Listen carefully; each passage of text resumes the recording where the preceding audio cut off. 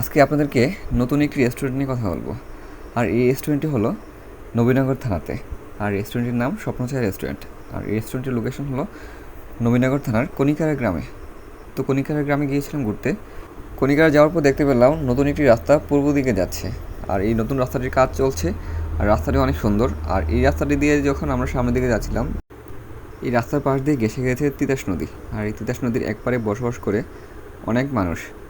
আর বর্ষাকালে যখন এই নদীতে প্রচুর পরিমাণ পানি থাকে, তখন একপাশের মানুষের জীবন অনেক কষ্টের হয়, কারণ তখন তারা একটা জীবন হুমকির মধ্যে থাকে। কারণ নদীতে যখন প্রচুর পরিমাণ পানি থাকে, তখন ডাকাতি হওয়ার সম্ভাবনা থাকে। আর এই জন্যই তাদের জীবনটা থাকে রিস্কে। আর এই ঝুঁকিপূর্ণ জীবন নিয়ে তারা বসবাস করে এই নদীর পাড়ে।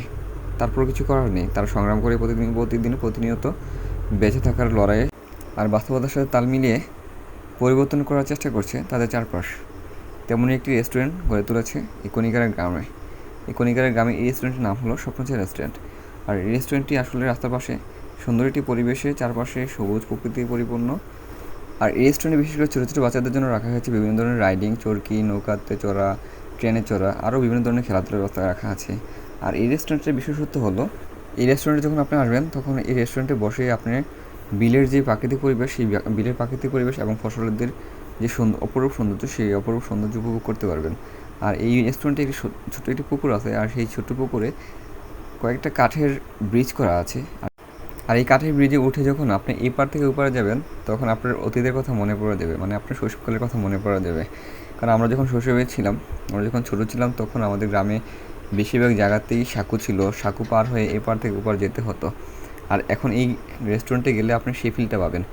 আর এই পুকুরের চারপাশে কয়েকটা টেবিল চেয়ারের ব্যবস্থা করা হয়েছে, মানে পুকুরের উপরে। আর এই টেবিল চেয়ারে বসে আপনি আড্ডা মারতে পারবেন, মানে বিভিন্ন ধরনের চা কফি খেয়ে আপনার সময়টুকু পার করতে পারবেন। আর খোলামেলা পরিবেশ থাকার কারণে, আর এই পাশটা বিলের পাশে এবং রাস্তার পাশে হওয়ার কারণে প্রকৃতির শীতল বাতাসে মনটা জুড়িয়ে যাবে। আর আমার সাথে করে আমাদের পরিচিত মুখগুলোকে নিয়ে গিয়েছিলাম। আমি তাদেরকে বলেছিলাম যে তোমরা একটু বসো এখানে, আমি এই সুযোগে রেস্টুরেন্টটাকে একটু ভিডিও করি। আর আমরা তো সবাই জানি, মানুষকে যখন বসতে দিই তখন মানুষ শুইতে চায়, কিন্তু ওদেরকে যখন বসতে বলি তখন ওরা শুইতে চায় নাই। ওরা চাইছে যে ওদেরকে কফি আর লাচ্ছি খাওয়া হতে হবে। তো যেই কথা সেই কাজ, ওদেরকে কফি আর লাচ্ছি হাতে ধরাইয়ে দিয়ে আমি ভিডিও করা শুরু করলাম আর কি। তো এই পাশে এসে দেখি যে আসলে এই পাশটা আরও অনেক সুন্দর, কারণ এই পাশটি হলো সে বিলের পাশে। কারণ বিলের পাশে হওয়াতে আপনি এখানে দাঁড়িয়ে বিলের ফিলটা নিতে পারবেন। আর এই পাশে দেখি যে অনেক ছোটো ছোটো ছেলেমেয়েরা আপনার এই পাশ থেকে ওই পাশে দৌড়াদৌড়ি করছে, ছোটাছুটি করছে, আর কেউ কেউ দোলনাতে বসে বসে দোল খাচ্ছে। আর এই পাশগুলো দেখতে পাচ্ছেন কত সুন্দরভাবে আপনার বাঁশের বেড়া দিয়ে, মানে বাঁশের যে বেতের বেড়া দিয়ে আপনার সুন্দরভাবে ছাউনি টাউনি দিয়ে গড়টর করে রাখছে। আর এই ঘরগুলো আসলে একই ডিজাইনের হওয়ার কারণে দূর থেকে একটি আকর্ষণীয় লাগে। আমরা গ্রামের মানুষরা প্রতিনিয়তই কাজকর্মে ব্যস্ত থাকি, তো সেই কাজকর্মে ব্যস্ততার কারণে কোথাও ঘুরতে যাওয়ার সুযোগ হয়ে উঠতো না। আর এখন আশেপাশে বিভিন্ন ধরনের রেস্টুরেন্ট হওয়ার কারণে আমরা চাইলেই কিন্তু ঘুরতে যেতে পারি। কারণ অবসর সময়টাতে বাড়ির আশেপাশে যে কোনো রেস্টুরেন্টে ঘুরতে গিয়ে নিজের মনটাকে একটু চাঙ্গা করে আসতে পারি।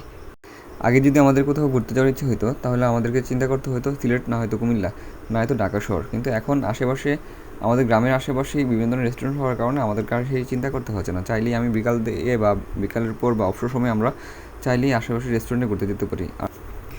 আমি যখন এই রেস্টুরেন্টে ভিডিও করছিলাম, তখন এই রেস্টুরেন্টের একজন স্টাফ বলে যে ভাই আপনি কি ভিডিও করছেন? আমি কি হ্যাঁ আমি ভিডিও করছি। তখন সে বলে ভাই আপনাকে আমাদেরকে বলবেন না যে আপনি ভিডিও করছি? মানে তার কথা হলো, আমি যদি ভিডিও করতে চাই তাহলে তার কাছ থেকে পারমিশন নিতে হবে। আর পারমিশন নেওয়ার কারণ হলো সে নাকি রেডি নাই। সে রেডি হয়ে তারপর আমাকে বলবে ভাই আপনি ভিডিও করেন।